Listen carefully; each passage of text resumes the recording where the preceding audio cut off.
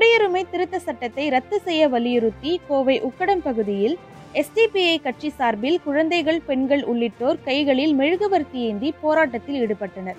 மக்கள் நலனில் அக்கறை இல்ல மோடி அரசு, ஒன்றிய அரசு, பாஜக அரசு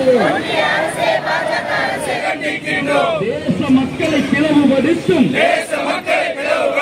தேசிய விரோத CAA சட்டத்தை சாலையின் நெடுகிலும் நின்று CAA சட்டத்தை ரத்து செய்ய வலியுறுத்தி கோஷங்களை எழுப்பினர். இதில் சிறியவர்கள் முதல் பெரியவர்கள் வரை ஏராளமானோர் பங்கேற்றனர்.